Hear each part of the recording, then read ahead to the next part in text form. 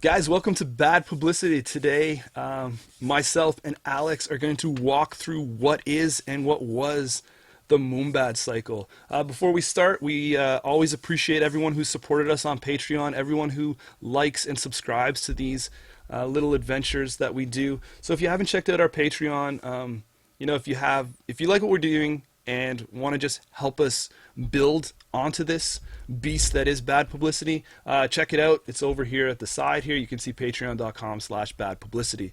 And if, remember that Bad Publicity will always be free, so we don't hold anything against you if you are not a Patreon subscriber or giver. What is free is that if you can click the subscribe button or, thumbs up this video or this audio podcast or tell a friend. So everyone can help out in their own said way. Alex, so what's been going on, man? I've seen your Twitter a couple times. You're playing in some of the big UK tournaments over there. Doing pretty well. Yeah, doing pretty well. Sometimes not quite as well as I wanted. I've got 2 top 8s and a top 4, and I would have preferred some top 4s. The top 4 was actually the last one in London, and I was starting to get glum because I really wanted that plastic Jez flip ID because I think it's really neat, and I love Palana and I quite like Jez. One of the UK players gave me one, so it's like, look at me, like UK national champion being given prizes. But luckily, I was able to win one, and now I have to give it back to him. So, the shame hasn't quite perpetuated. But yeah, it's been a great regional season here. We've had great turnouts in the UK. Our game, I know it's stagnated a little in the US. Tournament attendance is a little down, but the game is going from strength to strength in the UK. I don't know what it is. Maybe it's just our charming player base, but the UK scene is great. And I'm just having a ton of fun with the game. I've actually had a bit of a I'm playing a lot of not quite tournament viable or like jank decks recently, and I just think it's because the game is in a really fun place. I think the tier 1 decks they're good if you like to play competitively, but I'm really embracing the tier 2 side of things. I've been playing some Argus and some weird Haley decks and stuff. So the game, I've been having a ton of fun with the game right now. You know that Netrunner is always, it hasn't been short on interesting cards, right? Whether those have made it into competitive play, whether they have it and they're just conversation pieces of cardboard. But if you kind of can put your non-competitive hat on and just want to show up for some fun games, there's been some interesting builds out there that, are just straight up fun.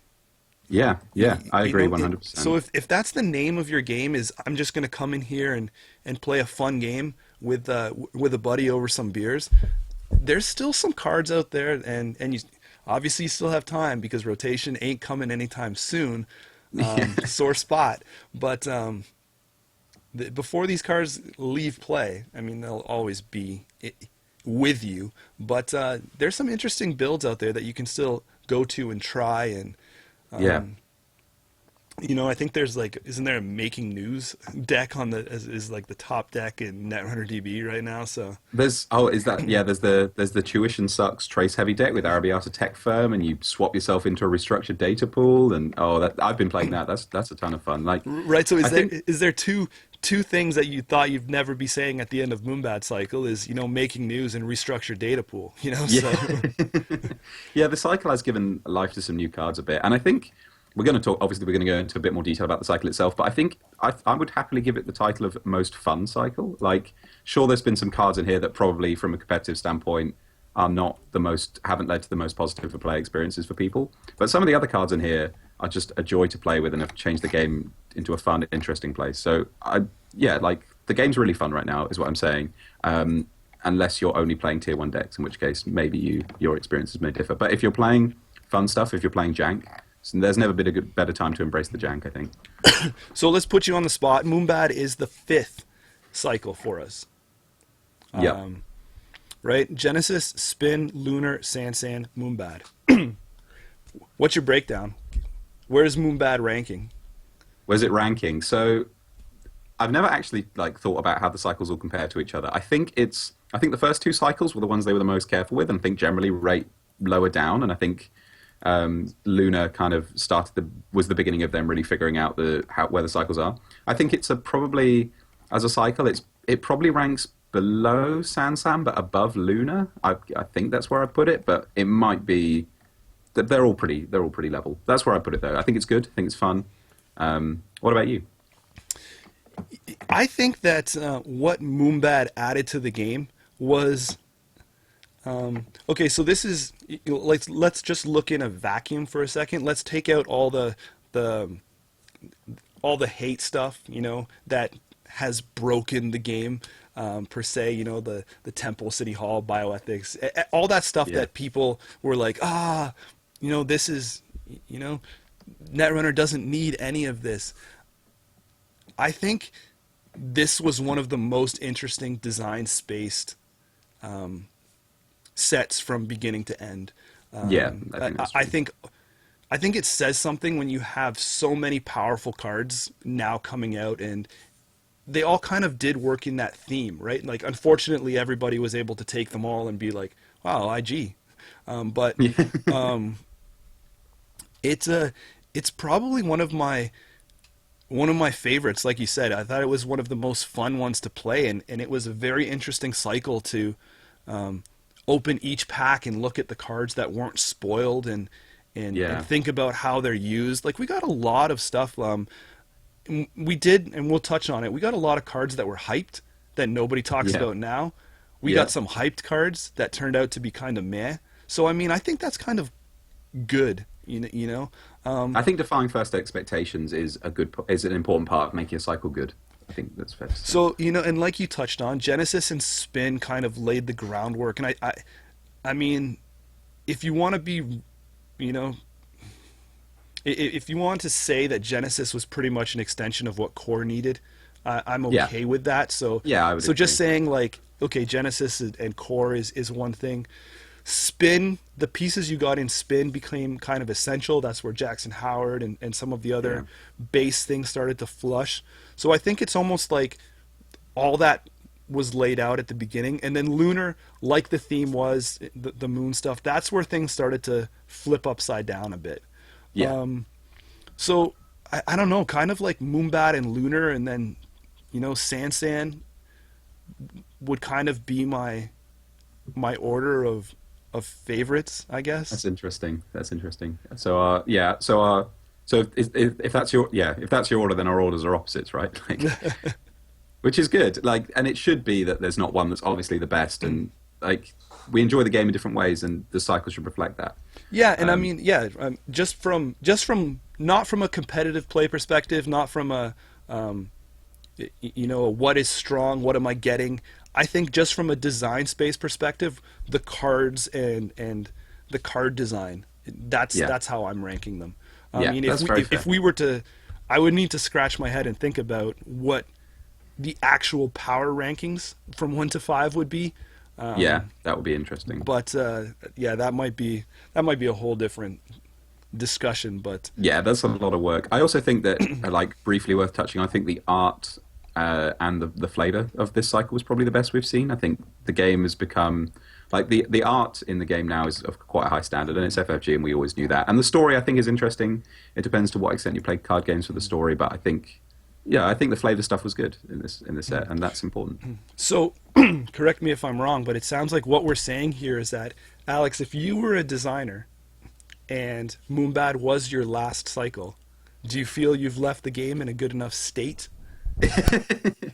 That's an interesting question. I think you, as a whole, Netrunner as an entity, I think you've left it in a good place. I think you've given people tools. You've given people cool stuff. Like Mumbad Cycle both gave us foundation cards that kind of just up the power level of the game and pushed everything a bit. Like your corporate sales teams, your vanillas, your cobras, just kind of fleshed out the game, and they gave us some exciting build arounds and some weird stuff. I think perhaps if you were to be critical, you would say you've maybe left the competitive side of the game in a place that's not ideal. But we're not here to moan, really. Like it's worth pointing out that I've gone to a bunch of regionals this year. I've had a ton of fun. I'm still enjoying the game, and I think a place that we ended up when we discussed this with UK players was like, okay, the meta could be better, but the games themselves are still fun. Like a lot of the game, I've had some really, really close, fun, exciting games. This this tournament season. And although it's easy to focus on the fact that this cycle, from a competitive standpoint, gave birth to IG, which people don't really like, it also gave birth to Palana, which is one of the most fun competitive decks, I think. So you've got to take, like, there's bad, but there's also good. Palana's really fun to play against, and this cycle gave us that. So the competitive play standpoint, room for improvement, but I'm not so upset. No, and I think looking at it under a microscope, we don't see the full picture of what they have coming and what they have going on in the backgrounds. But sometimes maybe you need these lulls of competitiveness where everybody is drawn to one thing because of certain cards, but maybe those certain cards are there for a reason because of what is coming, and they're also trying to design these like probably Mumbad, and you look at Flashpoint coming forward. These cycles are designed with the thought of rotation being a year out. Like, Yeah. we're going to substantially lose some pieces when those cycles drop that could impact the game and change the game. So introducing these cards now, maybe there's reason for it that we'll look back in a year and say, okay, I can see why these cards were put in at this time, even though they raised so much hate. But or maybe we'll just say, those cards plus these cards equals further broke, right? Yeah. But I think there's a reason, and us as podcasters or content providers, it's always looking at it the current state. We're not Yeah. we don't have the ability to future see this, but I would be happy. I think a tip of the cap to Lucas. I think he put forth 5 great cycles that in a couple big boxes that have given me a fun time. And Yeah, me too. And I think there's something to be said for Lucas as an architect of the cycle as a thing. Like you said, I think it's necessary that the first 2 cycles of the game were a little bit less exciting because they needed to lay groundwork. And then he started ramping up slowly. I think we've seen some of the weirdest Stranger cards this cycle. So he just kind of, it's felt very consistent. It's felt like he's had a plan for the cycles, and things have gone in an interesting direction. So I think credit to him for that as well, for structuring the cycles in a very good way. Yeah, it's gone from kind of like meh to like you look at the impact of that Mumbad had. If we keep going up with these crazy cards, I think we only have more fun in store. Yeah. So let's take a look at what Mumbad brought us. Thoughts on good cards that turned out to be bad, or something that was incredibly. What was something hyped that didn't turn out well for you?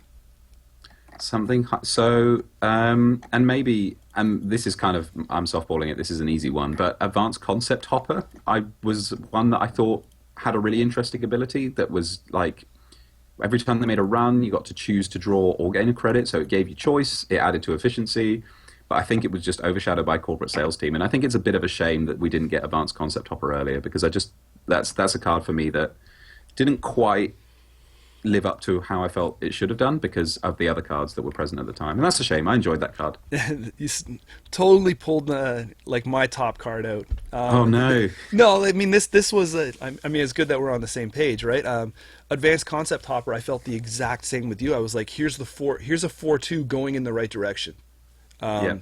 Here's something that the game needed. I was really pumped when this card came out because, like you said, like both options are so good. Draw or gain credits. That's what you want to do as a corporation. Yeah. And to be able to do that for free on something that the runner is obviously going to do. The runner, you can't play this game without initiating a run. So I'm going to get an added bonus. But yeah. Advanced Concept Hopper didn't really fluctuate HB the way that I really anticipated, and it wasn't long after its initial release that Corporate Sales Team came out in the next pack, and it was quickly pushed aside. Yeah, I tested both, and I would just keep account of how many credits or / cards I got off each one. And for those that couldn't just guess this by looking at them, Corporate Sales Team is way more efficient than Advanced Concept Hopper. It's much better as a money card. And that's a shame. I like Hopper, and I feel like in-faction agendas should not just compare obviously and terribly to neutral agendas. I think that's a shame. So One that was card. my miss. So one card that I thought was a little bit of a miss here, and hopefully this card can take a rebound, is CBI Raid. Yeah, I really thought that it was one of those cards that you really looked at it and you're like, this could be very interesting, but then after people started testing, you just didn't hear about it anymore. yeah. So I don't know if that's just me, back me up, but am I missing something here with this card? Like, are you guys in the UK holding some hidden things that we're going to see at Worlds with CBI Raid?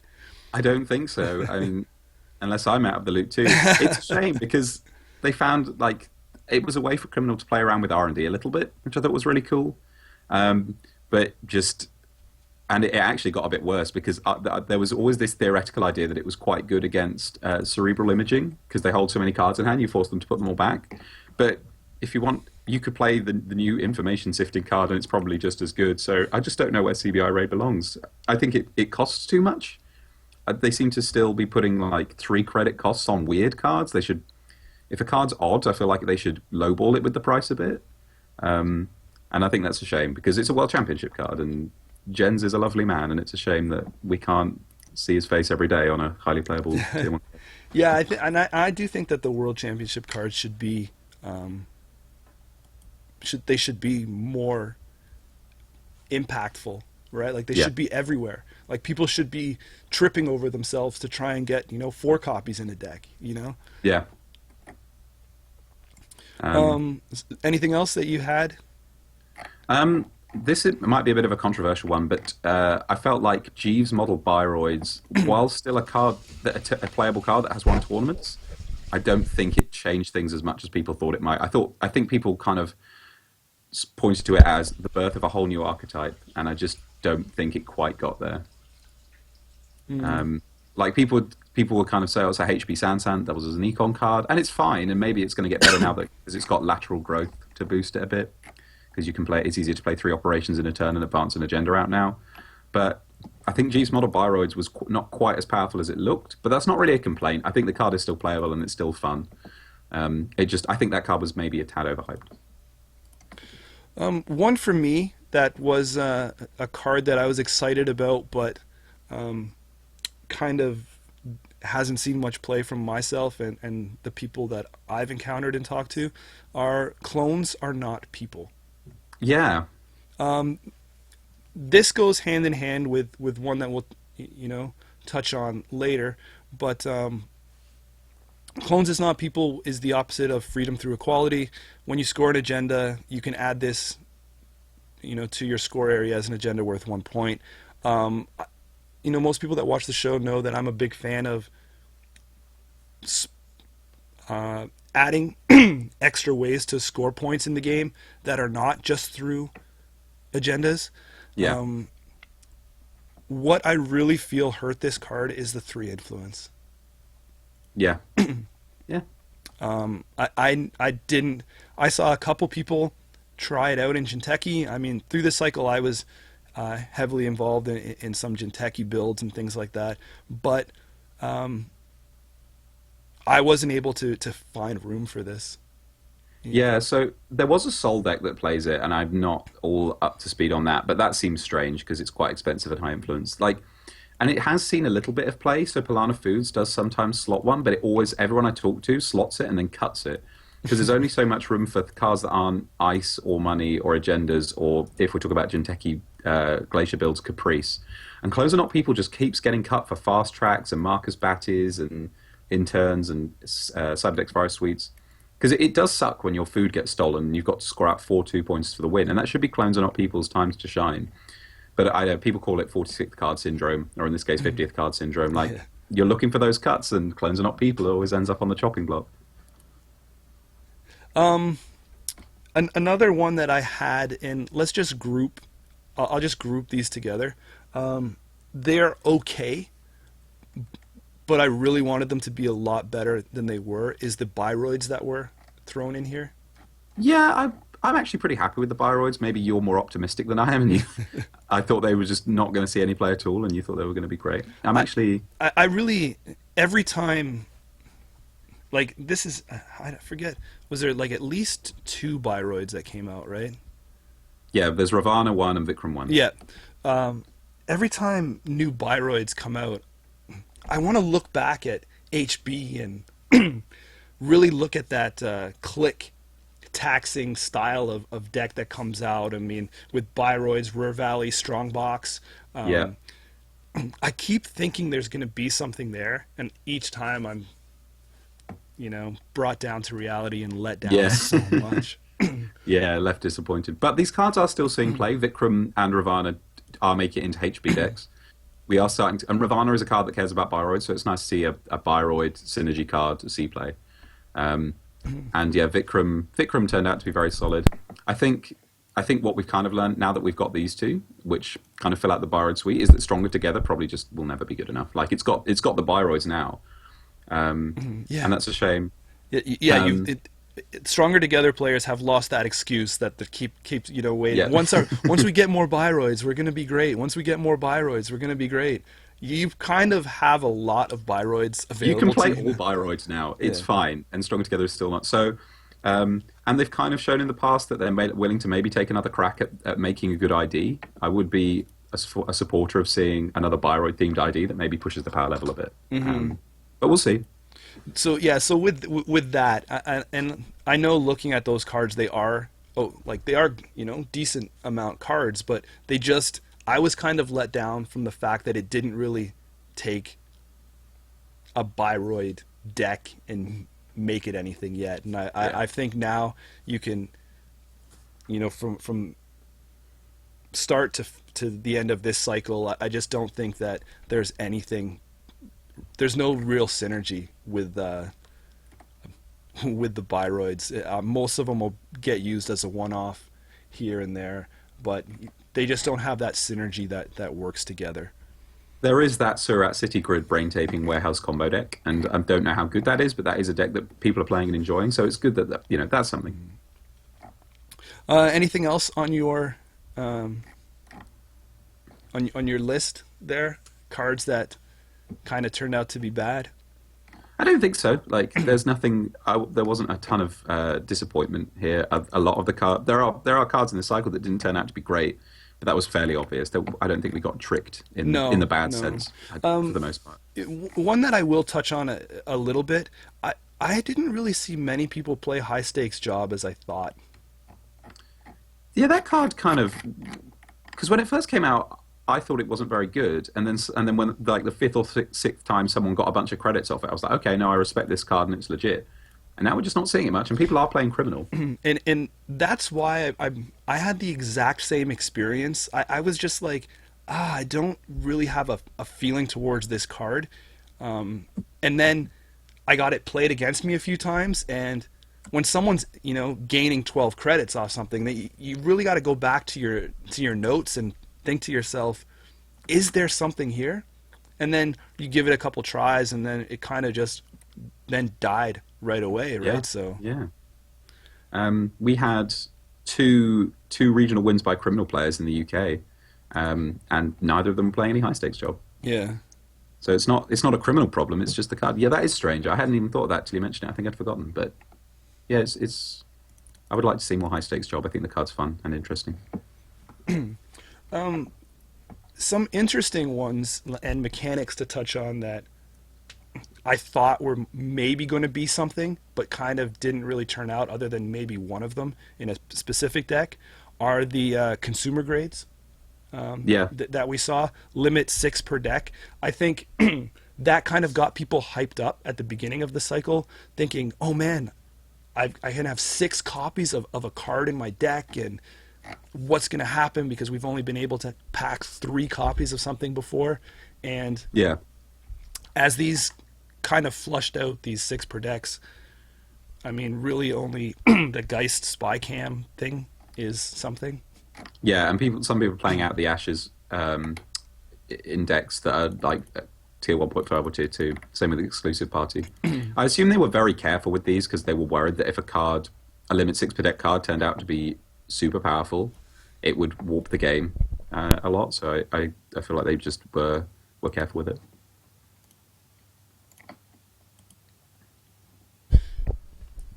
I agree. But I think also sometimes people always thought, do I really need 6 copies of something, right? Like, Yeah, 'cause, yeah, also true. you know, that's a full playset that you're taking up from something else.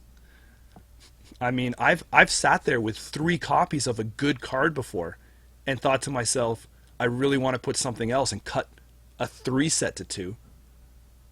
Yeah, You know, so going with the synergy of putting 6 of the same card in your deck, and you know, sometimes you kind of need all of them together to be something. So yeah. The funny thing about Spy Camera is that although it is consumer grade and it has one ability on it that's, you know, triggers off you having multiples, actually people are more often using it for the trash ability. So it's not the fact that it's consumer grade that makes that card important. It's just the fact that it's efficient in Geist.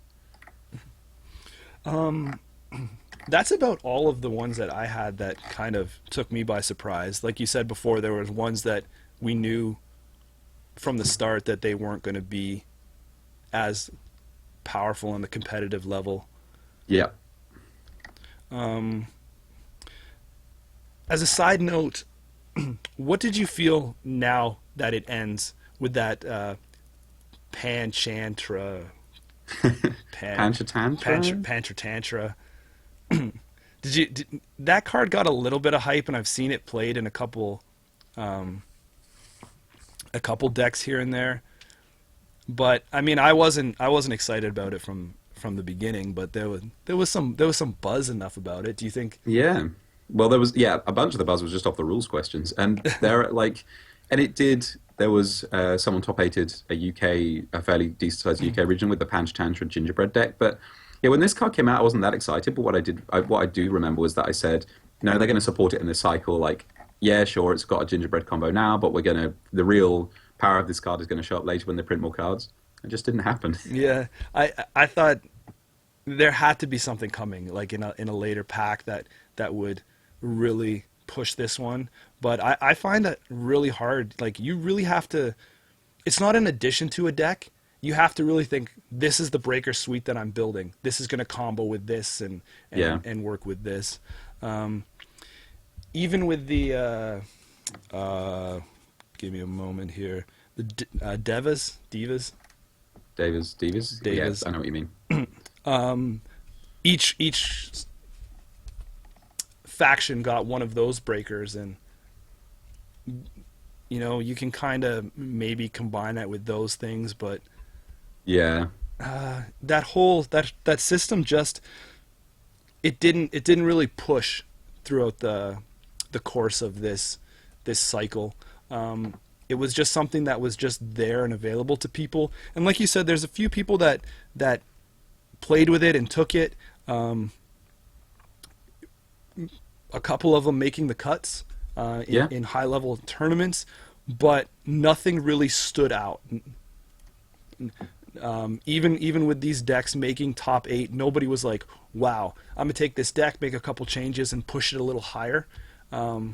It just was kind of a niche factor. But yeah. I don't think none of us were looking at cards like these ones and thinking they were going to be defining cards. So yeah, it's a bit of a shame that the Devras didn't make it, because the swap thing was really interesting, and nothing like Netrunner nothing like that really existed before. But no one even talked about that. It wasn't like people tried and failed. That everyone knew that the swapping Devras around was going to be too awkward. Yeah, there was a couple people in my small little atom internet circle that tried it out, but I just didn't have faith from the start in those. Yeah. Bad cards that turned out to be good. Do you have any surprises there, my friend? I do. So first of all, I want to kick this off by saying people should listen to the things you say more, because there is stuff that you've said on these casts that, like a prophet, you've foretold, and we've all been unsure. Like, so number one, you hyped IG for ages, and it turned out to be one of the best corps. I'm sure we got some new pieces, but like, you saw the potential. You were talking about IG way before. It also got powerful, but I'm also talking about this because it leads into one of our other cards. This is freedom through equality.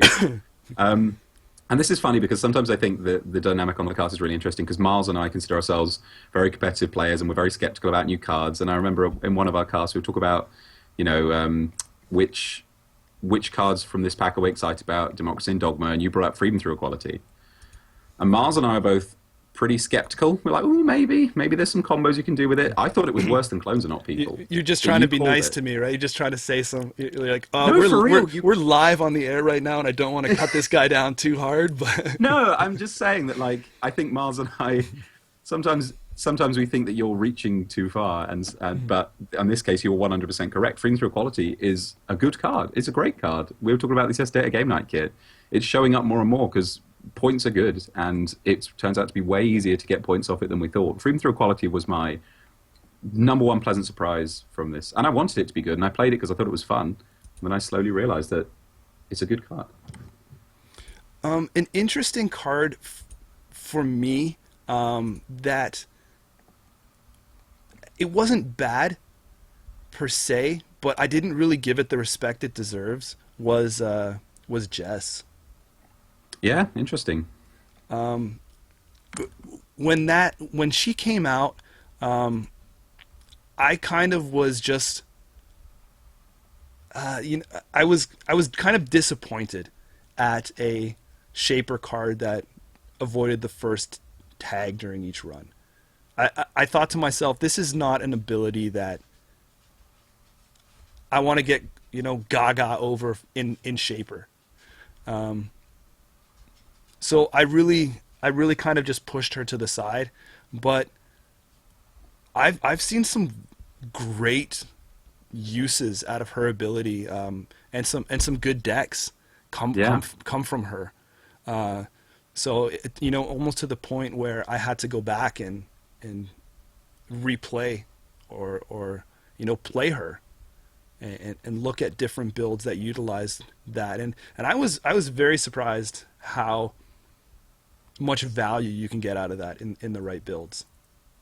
Yeah, I think she's a really interesting idea, and she's somewhat unique in the fact that her power to hate on your opponent's deck is unparalleled. If your opponent's playing that Sync Tag Storm deck, she makes Data Raven sad. She makes Turnpike bad. We were talking about yesterday how she makes Snare a really inefficient card, because if Snare isn't tagging you, then it doesn't really seem worth 4 credits for 3 net damage. She just it loses some of its value there. Yeah, but the difficulty was that she was harder to build around. You couldn't just rely on getting good matchups. But Vamp and Account Siphon are pretty playable cards anyway. So yeah, I think Jasmine turned out to be a little better.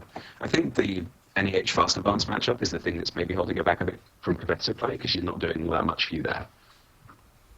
I think for me it was just more interesting thinking you were giving me a Shaper ability that was more defensive and run focused than kind of looking at what the bread and butter that Shaper does, and that's rig manipulation, rig setup, and playing with your side of the board, right? This is an ability that plays on both sides, because of, like you said, the corp interaction, neutralizing some of those pieces that they're going to have to put in play.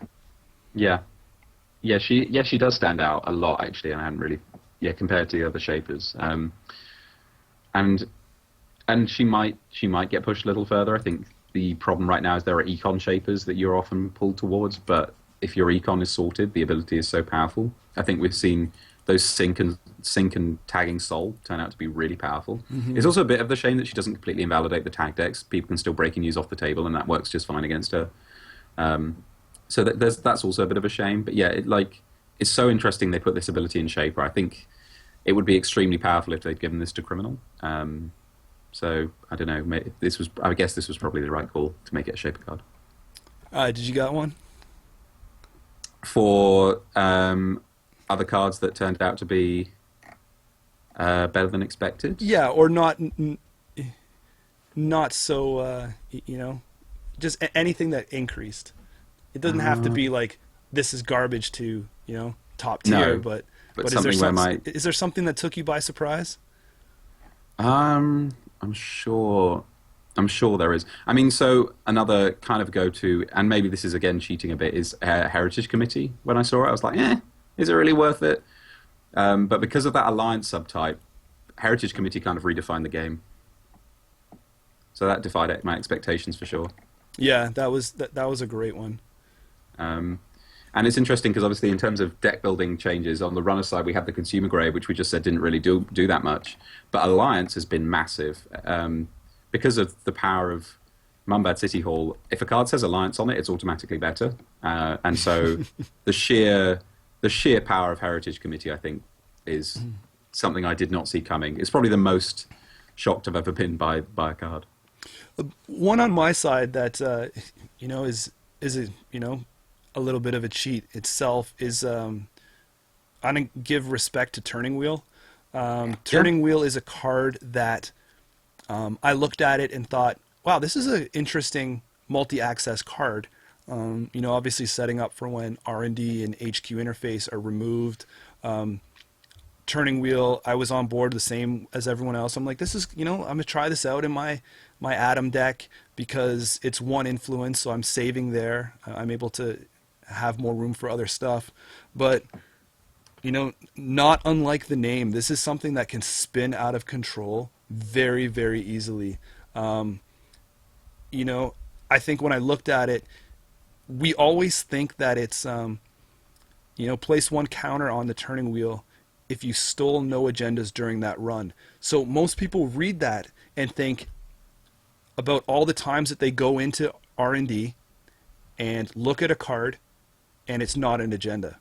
Yeah. But you're not taking into account the times that you're hitting end the runs or being bounced out for other reasons, like all that au revoir and snitch action and stuff. There's a couple cool interactions with Turning Wheel there and stuff like that, but just those times where you don't even make it to the end of the server, like that last if you can get this early game and it's the corp is going to res up a piece of ice and it's an end the run ice, sometimes you're making them think like I'm giving them another Turning Wheel counter. Yeah. Like there's already 4 counters on that thing. I don't have a way to trash it. If I end the run, that's 5 cards that they could potentially see. I didn't realize how quickly that this thing can get out of control. I think it turned out to be a lot more powerful than I initially gave it credit for. Yeah. Just talk about funny ways to trigger it. I was talking to someone yesterday who's playing it in Sunny, and one of the things he's doing to get Turning Wheel counters is just using Jack Sinclair, the dude that makes a run where you can't use programs, to just go and headbutt and end the run ice at the beginning of each turn just for a Turning Wheel counter, which I thought was really cool. But yeah, one of the things that I really love about Turning Wheel is that you can pressure one central, and if you get no agendas there, turn it into pressure on the other. So if they've got an open HQ but there's no agendas there, you build up a bunch of counters and then switch over. So Ben Bum plays a Turning Wheel in his Kate deck that he won a regional with. And I think part of the reason for that is that your first game plan is to deep dig R&D with your indexings and stuff. And he plays indexing, which also gives you a Turning Wheel counter. If that fails, that's given you all you need to go and pressure HQ. And it's so good to just throw it into a deck that focuses on one central, because it can easily switch focus to the other. And I think that's important. Oh yeah, the momentum switch that it provides is really well. You look at Shaper or putting it in Criminal. Factions that, like you said, heavily bombard one central or over the other. If you're not really coming up good on that one, Turning Wheel lets you turn around and just come in with one mighty blow and check that other one. Yeah. It's crazy. Do you have anything else? Any ones that caught you off guard? I don't think so. I think for them, like, yeah, some stuff turned out to be slightly better than I thought, or I kept changing my expectations. I don't know where I come down on Cobra still, for example. I keep thinking it's insane, and then I'm like, no, the numbers on it are terrible, but it does say trash a program. So that card continues to defy me. I was like the one dude that thought Merger might have a place, but apparently there is a Harmony Medtech deck that makes okay use of Merger, so maybe I'll come up good on that one. Cards that, so they might seem blah now, but I'm hoping for something in the future. I think Black File could be a good one of in. Well, obviously it has to be a one of, but Yeah. I think it might be a good little card that you might see in more and more criminal decks down the road. Yeah, but yeah, there's. I think that card has potential that's being unexplored. I was actually thinking about this card yesterday because I was thinking about a couple of uses for it. For a start, there's a Data Leak Reversal Leela deck that people were playing for a while. I think it's a great card to put into that. I don't know how good Data Leak Reversal Leela is, but it gives you more time to mill them. So if you put it down when they've got 10 cards in their deck, it can just lock them out of the game because you just have time to deck them. The other possible use of Black File, we just talked about Turning Wheel. Black File can give you those couple of extra turns to build up those Turning Wheel counters to finish things off with a deep dig. Yeah, So, stretch the game out there.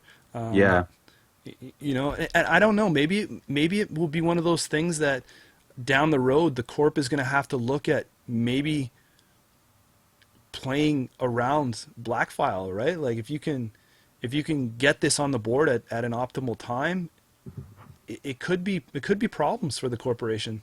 But we'll have to see where the design space goes for that. Like right now, it's kind of nothing to worry about. But yeah, yeah. It's because there are a lot of corps that kind of play to just scrape over the finish line. yeah. So if the runner Black Files and goes, no, there's 2 more turns left in this game, that can be rough. Is it 2? 1, then 2, then 3. Yeah, it's 2 extra turns in the game. Do you so 2 cards that I just want to touch on right now, and they came out in the same pack, and my feelings have not changed for them. So I didn't include them in the thought they were good, thought they were bad. I just kind of were like, Our Rebirth. Obviously, the hype train for Rebirth was crazy when It it might was be one of the most hyped cards in Netrunner. when it was spoiled.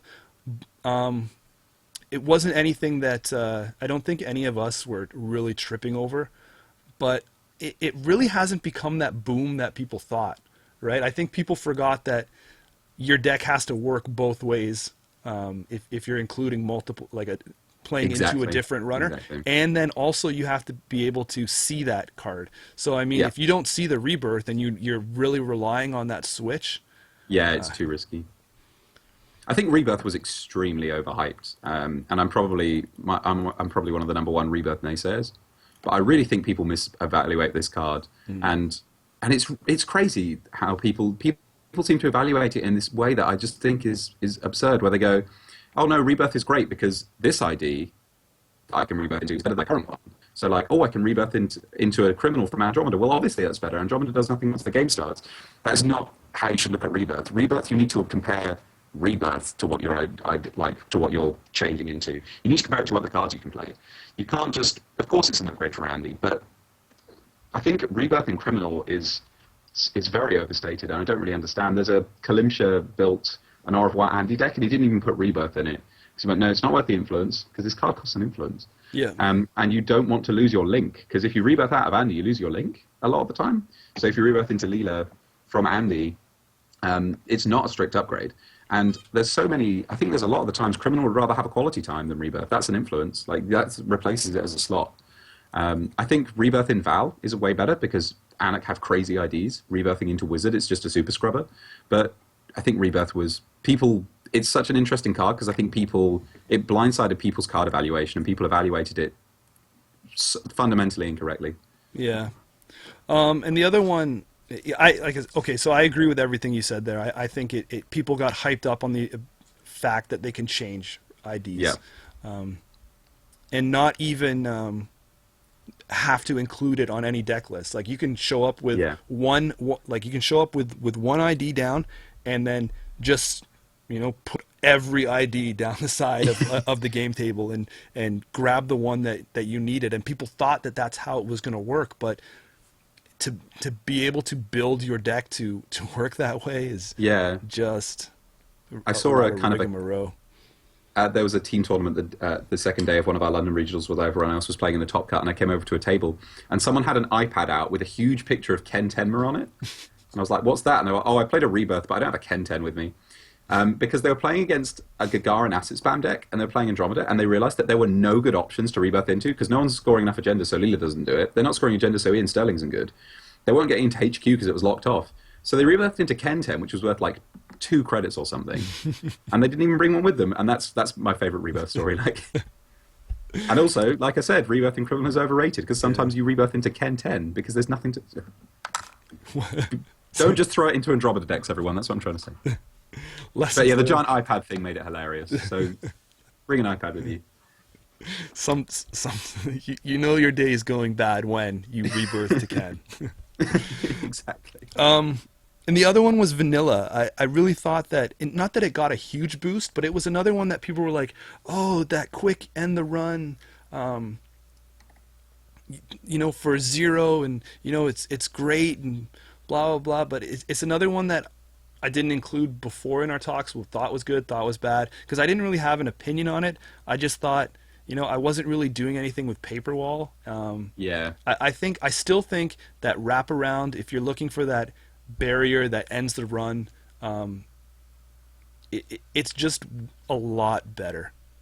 Yeah, and and a lot of the MBN decks who would typically like a zero cross barrier went to Resistor because they were tagging enough that the other ability is good. Mm-hmm. The other thing about Vanilla that I sort of didn't realize, and I was talking to Seamus, who's like one of the UK's best Wayland players. He won a Scottish regional with Argus Security, and I was talking to him about it because it typically looks like a decent piece of Rush Ice, but he said no, I actually would never play it in a Rush deck because it turns Parasite into an additional icebreaker, and a lot of Rush is about hoping they don't have the right icebreaker. Mm-hmm. And he was saying he'd rather play Paperwall than Vanilla a lot of the time. So yeah, but the card is seeing play. Like, it's good in CI combo. It's good in very low to the ground decks that need literally just a gear check and nothing else. How did you feel about the IDs that we saw? I already touched on Jess a little bit. I think she has a lot more potential if people can break their mentality of what Shaper is.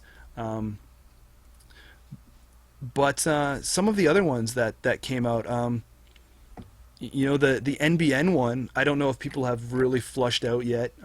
There's still some, people out there that may not have gotten the pack or are still trying it, or it's too close to. A lot of people don't like to make the switch on IDs and start over with something when it's so close to their regionals or a tournament. Exactly. So I don't think we've really flushed out what that card can do. Did you have any thoughts on it in general? Not really. I played against it once and it was a bit scarier than I thought it was going to be, because if you are playing a kill deck, like if I've Had Worse didn't exist, I think Harish Chandra would be a lot worse. But the fact that if there's an I've Had Worse is somewhat relevant, and they gave it 17 influence to pump it. I think we are going to see this card do okay in tournaments. I think, I don't think it would be crazy to make a goal with this to win a regional, for example. I just think it's got that MBM problem where Near Earth Hub is such a powerful ID ability, and Sync is also very good when you're trying to tax them. Harashandra needs to find its place, I think, and it asks a lot. It asks you to tag them and then use the information well. So if you aren't able to land a tag, if they're playing tag avoidance, they've blanked your ID, which is kind of a problem. So, I don't know. I think a lot of the time, if the runner is tagged and is going to be tagged the rest of the game, I don't think the information is as valuable. So like if they're going tag me siphon, I guess knowing how many siphons they have is relevant. For the most part, the information, knowing when the information is going to be relevant, is going to be the tough part about playing this ID. Yeah, and that's where it becomes an interesting contradiction of some things that I've said in the past. When we talked about expose and the criminals and things like that, I think obviously information is power. Yeah. But in this sense, it doesn't really seem, and I might eat my words later on, but it doesn't really seem that relevant in the current card pool that we have available to us, because I feel that if you are running some kind of damage NBN, like if you're loading up on the the traffics and the scorched, in this, I mean, you're sitting at 17 influence, so you can very well bring in enough damage to make it viable. Exactly. Most of the times you really don't care all that if the runner has the what they have in their deck, because your game plan is to just drop some damage as quickly as possible. Obviously it can help walk around the I've Had Worses, so you don't if you don't have your full combo, maybe you can drop it at an earlier time and not have to worry about that stuff. But other than that, it's just you're just playing some you're just playing this little dance with them back and forth around open information. Cards that they're going to play anyway, even if the situation was not open. Do you know what I mean? Like, if you don't have anything over HQ and you're not drawing ice and you're playing criminal, you know that the siphon is coming, whether you can see it or whether you can't, exactly, like, whether you don't see it. They're still going to play the most optimal attack against you. So exactly, and a part of it. Sorry. No, I was just gonna say.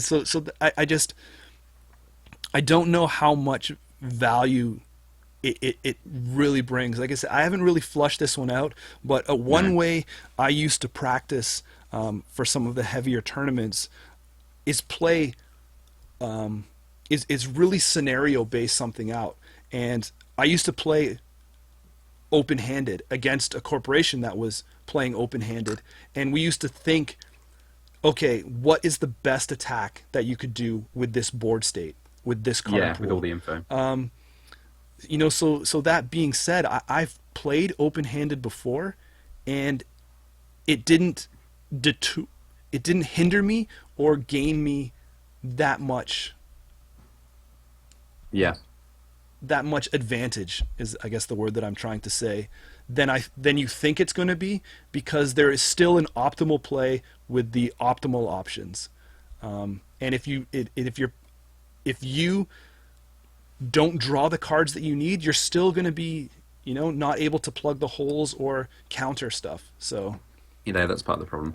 And the fact that they added a factor with the tagging thing, like if they made click look at the runner's grip, that might be a bit different, because you could work out if they have the breaker and then go to score the Astro. You're like, oh, no Kuroda, wrap around Astro, pass the turn. But the fact that you have to tag them is another. But I guess they wanted to be careful. It's probably not fun if you just easily have the info at all times. So it's probably quite well designed. Yeah. I don't. It might have just been too powerful if it would just said you automatically play all game with it. I would have disliked that design a lot. I don't think it's fun if it's just they always reveal their grip. Like, it's got some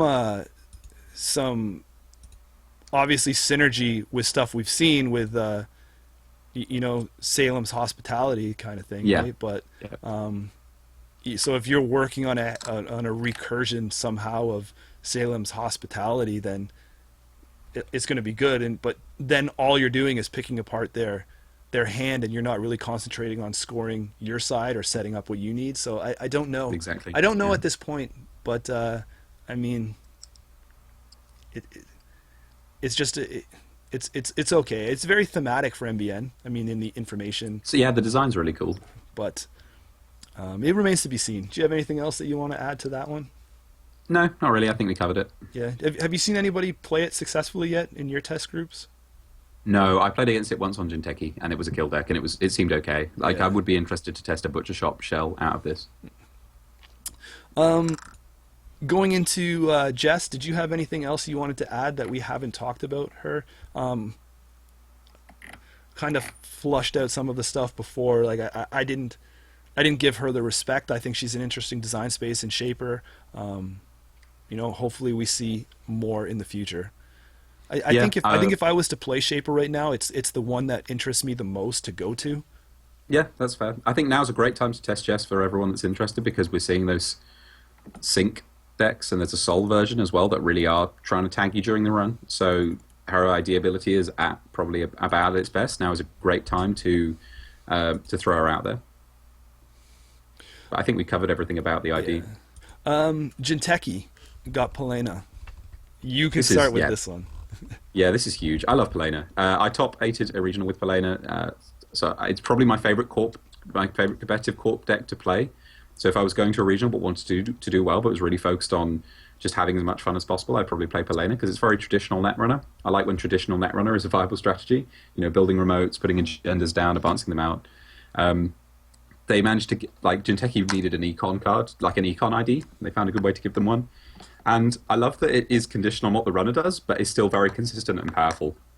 I think that's... I think it's super fun and interesting that the runner gets some control over when you get unless they have a wild side or an Earthrise or whatever. They have some control over whether you gain the credit, but for the most part, it's just going to happen inevitably. Yeah, and I think, this would have been a tight one for me to talk about at the beginning of the episode.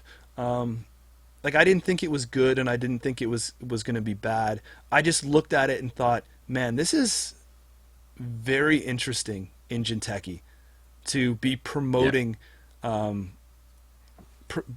an ID that promotes when the runner draws, I'm going to get a bonus. Yeah. So I just kind of looked at that, and from a deck building perspective, I was just too, I think, overcome with where it can go, and thinking about, oh, what you have to do is drop some damage and get this, and and utilize all the trap style that Jinteki has. But it turns out it's almost the opposite. You're just you're just, like you said, going back to playing classic. I'm gonna build up some scoring servers and throw some ice over here, and it's gonna just do its thing. Yeah, it's actually probably the least build around Zinteki ID out of all of them. Like the one that you need to pay the least care on when you put your deck together. You just have this as ID, and it will almost certainly be good. Yeah. There are multiple builds of it as well. There was a trap deck that Tran was playing at one of our big regionals, so it's not just a Glacier card. Yeah, because as it turns out, the runner does draw even after, like, even if they're not getting damaged, Yeah. right? So I mean, Then you're you gonna find be, their cards. you're gonna be doing it. You're gonna be Yeah. making money there. So that one, a lot more respect than it originally thought for me. It turned out to be a fun deck. Yeah, that's also important. It's just really fun. Just very interesting. And Palana Agriplex as well, which kind of goes hand in hand because it's the support card, was a card that I struggled to evaluate a lot more because I didn't know if giving people cards was good. But I think people have come down on the side of yes to Palana Agriplex. I think it turned out that you getting a card and them getting a card meant that you were moving through your deck faster. The econ could be used. One of the thing about Palana Agriplex that I didn't realize for a while is a lot of the time in Glacier, the best use of it is to put it in your scoring server until you find Caprice, and then you install over it with your agenda. Because once you find the agendas, you don't want it anymore. So I think part of the misevaluation on my side was learning how to use it, and knowing when to trash it is important. Mm-hmm. Yeah, agreed there.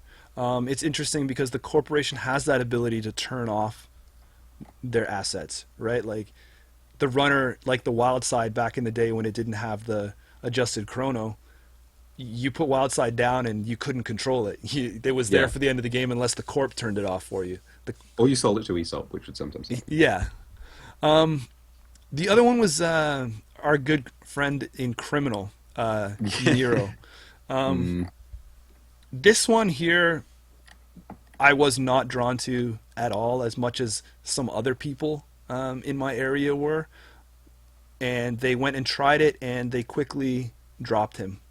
I don't think he makes it. He kind of came like a firework, right? Like just, oh, this is awesome. I can, go back to old school Criminal. I can just run without my rigs, and sentries can't punish me. And it turned out that you might as well just run Gabe, right? Yeah. Over this guy, like straight away, like compare him straight up to Gabe. That I'd rather take the money than be able to jack out, because at this point,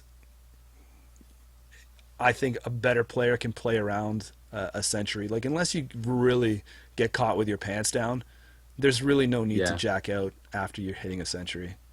I know that Nero is supposed to be part of that kind of cycle within IDs of, like, the Anak runner cares about barriers, the Shape one cares about gates, and this one cares about sentries. I would have liked to have just seen Nero, you can jack out when you encounter a piece of ice. Because I've played against Nero and punished his face checks with gates before, and that's so insulting. It feels like that his thing should be that he never gets face checked.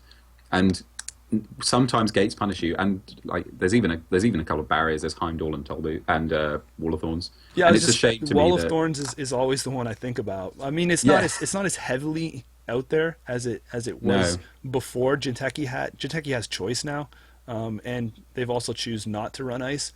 But something like this, it's not this, like, in the game, in the design space, sentries aren't the only punishing ice anymore. You're seeing some damage on, code gates and barriers. Yeah. And there's also trap ice. He he can't avoid trap ice. Like, Oh isn't yeah, that that's weird and insulting? But so maybe he needed to be able to jack out like you said. I don't know a way to fix him or improve him, or no, me neither. I don't know a way to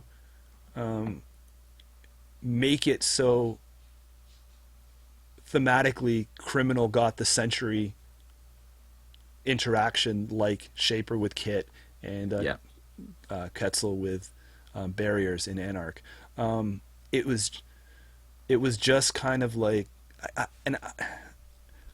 I can't see a world existing where this card is all of a sudden going to be a dominant no, absolutely not. ID. It's just, if this is your thing, then so be it. But I don't. You have Fairy for this as well. You have a very playable in-faction program. And Nero might want to play Fairy anyway because it's an efficient breaker, so he's also got that holding him back. There's a couple of things, like, the other thing I quickly want to say about reasons why Nero is bad is that Kit and Quetzal help you get through servers. Nero doesn't. Nero helps you to not get through. Yeah, that's a good point. Right, Nero essentially burns your click, and Yeah. Kit and Quetzal are helping you continue the value Yeah, you're out of exactly. it. Now, most people look at this one and they're like, "Oh, that's where you're going to have the au revoir and the Yeah. decks, and you're going to get value out of it." And I mean, his console is really, whenever I think his console turned out to be better than he did, actually. Like, yeah, I had a couple of addendums to Nero. One of them is Reflection is an okay card. The Andy Orovoi deck plays it. If you're not in the market for Desperado, and you will be jacking out a reasonable amount, the info is better than I thought it was. And it's, what, 1 MU, 1 link for 2 credits? That's a good rate. So yeah, his console's okay. And I struggle to evaluate his console with him. Yeah. But because I saw some people in Geist playing Reflection more than Yeah. what yeah. I saw with Nero. If you want to get up to that 2 link for Cloud and for Underworld contacts, Reflection is actually a very good one to use out of Criminal. Excuse me. So, The other I had a quick addendum to Nero just before we move on. Shall I say it now? yeah. One decent reason for him to exist is he's quite a good ID to use to teach people the game. Like, he's quite a good one for a first deck. I think that's nice. Like, if he has a role, it's for newer players. So, yeah, that's something. Yeah, and it's strange to see that that would happen so late in the. Yeah, he's a weird time to print him. But yeah, just really sorry, Nero, but you probably won't see the light of day. Yep. Is there anything else that you'd like to touch on for this cycle in general? We talked about some of the hype spoilers. We talked about cards that kind of took us by surprise, whether turned from good to bad, bad to good. What about overall the state of the game that Mumbad brought? There's also quickly another kind of category of cards that I want to mention, which is cards that are released and you could be forgiven for forgetting, which are like cards that just have done nothing, right? Like, my number one choice for this is Improved Protein Source. Oh, This, yes. I own 3 copies of Improved Protein Sources, and I've never looked at it twice. And it doesn't. Have you seen this in the wild at all? I've not seen this card at all. Anyway. No, and the only time people were really talking about it, I mean, I'm struggling to figure out even what pack it came from because I didn't care. But it's in Fear the Masses. Right, the last one. So it isn't the last one. So Improved Protein Strain, you always saw this as the spoiler where you go to Fantasy Flight website and they'd have this Jinteki 4-3 agenda, and then the stuff was the text block was kind of covered up a bit, and everyone's like, "This is ridiculous! A 4-3! Oh my God, what could it be? What could it be?" And then it came out, and you hit it, and you're like, "All right, next card." Scored or stolen, the runner gains 4 credits. I mean that almost ranks up there with with what merger is going to do for the game right now. Yeah, it just helps the runner too much. I feel like it should have just been when it's scored. The fact that it gives them 4 when it's stolen is so insulting. It doesn't protect itself. It's worth 3 points to the runner, and they get 4 credits. Yeah, you're like, why am I running this? Why Yeah. like it's almost. I'm not saying that I totally agree with the scored or stolen gaining 4 credits and stuff like that, but you almost look to have a card like this in NBN where Yeah. it's going to help with their fast advance style. And I know people would probably like, scorch me for even saying that NBN needs a 4-3, but I'm just Yeah. saying that this style, right? Like where you have these scoreable agendas, but there needs to be more negatives if the runner takes them in a fast advance faction. Right, Yeah. because it's the risk for reward, right? Like, are you going to fast advance with 1 piece of ice in front of it? Well, now if I'm able to all of a sudden put what I need down and play that turn, break in, steal your agenda, that breaks up your other scoring combos and things like that. Now I'm also getting a bonus. So to see something like this in Jinteki, it was strange for me. Yeah. Odd card. And it just seems like it's come out to very little fanfare. Yeah, and it was one of those ones that was talked about before. It was a lot of speculation on what the ability would be on a 4 for 3. Yeah. And then But yeah, I wanted to talk I about just that think quickly. it's pretty much on the same play level as what you're getting with merger. Yeah. I mean, maybe the game will flush that out, right? Like as some of these 3/2s drop after a rotation, maybe merger will be your only 3/2 Yeah. go-to option, and that's saying a lot because it's such a downfall on merger that it's worth 1 extra point if the runner scores it, and it's also an influence cost. Yeah. Like, I think how many times can you get punched in the face with 1 card? I think it's funny. I think Merger, more than it is an actual Netrunner card, is an FFG design challenge. Is like, can we print a bad 3/2? Is the concept of a 3/2 so good that... And they're like, no, check it out. We can make a bad 3/2. Here's Merger. Right? Apparently it's okay in a Harmony Medtech deck because it doesn't matter unless they steal 2 of them because you're playing all 2-pointers. So I don't know. Maybe it will see play. I would love to win a major tournament with a Merger. That's like on the bucket list. They should. Maybe we need to see some alt art mergers, and more people will play it. I don't know. I don't know. If you make it so incredible, it's like one of those like magic foil editions or Yeah. something that is just so special that if it's sitting in your score area, you're just so proud to have it there. Yeah. But I think the art is all right. I think it's quite nice. But yeah, I don't. Maybe one day we'll see it. I might play with it. But it's something he's taking up the challenge. Look for it. I want to win with Merger. That's all I want. Look for it, guys. In November, you'll be able to steal this from his Worlds deck. Didn't make the cut at Worlds because someone sniped the Merger off the top of R&D at the key point. I rip it up and never look at it again. That would be fun. That's one of those moments where it happens on stream too, right? You get the merger stolen for a game loss on stream off the top deck of R&D. You just reach over, rip it in half, and walk away. Scoop your cards. It's like this is cruel to talk about this. It's like Min at Worlds, not last year but the year before, accessed that winning NAPD when he was on 3 credits, and it's just like yeah. oh, so punished and like so sad. But yeah, I'd like to. Yeah, Merger is almost more of a concept than a card, but hey, Yeah, we'll see. and I think it's an interesting tip of the hat to maybe show going forward that 3/2s might be, more reluctant, or will be reluctant to see 3/2s out there. Yeah. Because we've seen a lot of 4/2s come through, especially with this cycle, and once rotation hits, we are losing a couple 3/2 options, right? So Yeah. What they do about the 3/2 thing once rotation hits is going to be fascinating because it's such a powerful card type. and it does create an interesting bluff aspect to the game. But the game already has plenty of ways to bluff. Maybe the 3-2 thing is just a bit too silly. Yeah. So, Alex, thoughts on where we sit right now? The current state of the game in a wrap up for this episode. Talking about altogether, the temple, city hall, museum, bioethics, all those fun cards that everyone sleeps with under their pillows at night. What's your thoughts on the game state that we're sitting in?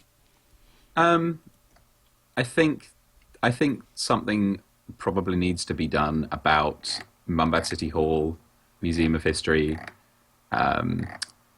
I think those are the two. I think it's Mumbad City Hall more than anything. I think Museum and Temple could happily exist. I'm not a huge fan of the design philosophy of Museum, I should say, but I think the power level holds it back a little.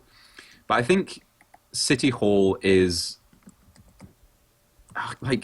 it's not necessarily even the best card in Netrunner, but I just don't think the design is okay. I think that's a card that they should have been careful with, and it's a shame because with City Hall, they obviously, it triggers off Alliance, so it was letting us play with new cards.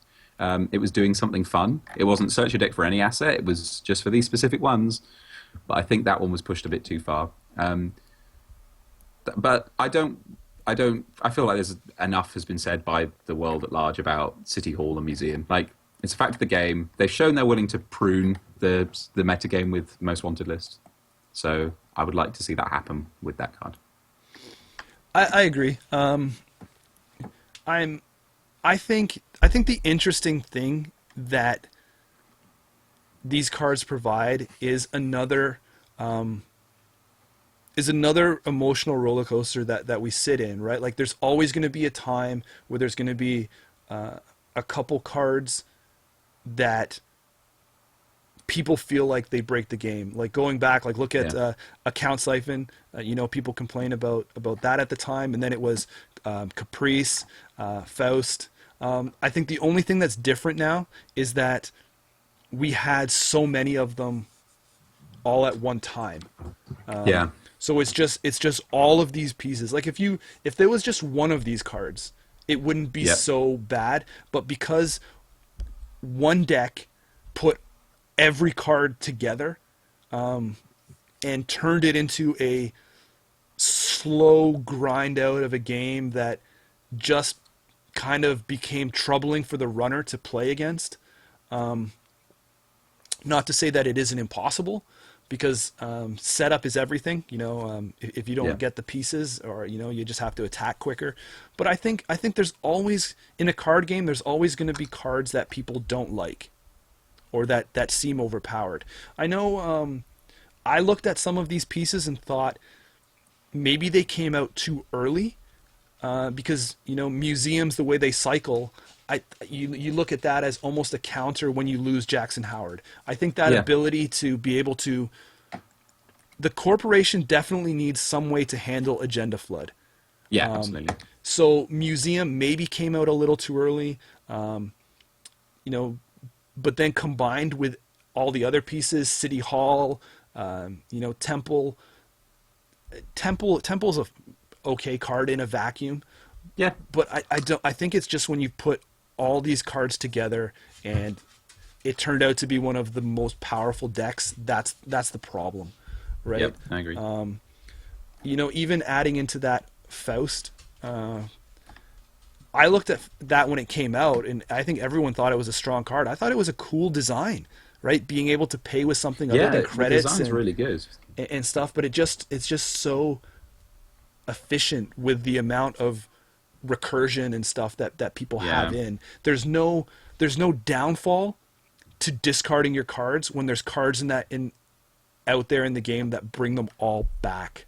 Exactly. And the numbers on it were too good. I think Faust has obviously been talked about a lot, but one of the problems with Faust is that it turned out to be a main breaker, not a supplemental breaker or an emergency breaker. It was just your breaker. Yeah, and I think that in the past, AI has been a fallback, right? Yeah. Obviously, Atman was strong, but Atman you had to pay to really, and you chose, I'm going to put my Atman in at 4, it costs me this much, I take a little bit of a tempo hit for the amount that it costs me to put into play, but then I've got I've got the corporation on their heels at 4 strength ice.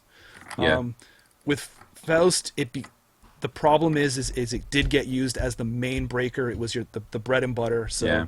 it's I mean, there's decks out there that only run that, right? So Yeah, exactly. But going back to state of the game, obviously the big sad one is IG. People don't really like it, but it's easy to focus. Like I touched on earlier, it's easy to focus on the bad stuff.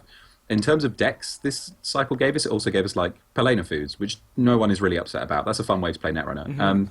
Jesminda there is a Jesminda deck. That's a new archetype that was opened up. That's fun. People like that. The Jeeves deck, although like I said, I don't think it was as big as anticipated. That's a new way to play Netrunner that people like. yeah, So yeah. That was a good. I think this good cycle call. gave us a great new way to play Netrunner. Yeah, and you know what?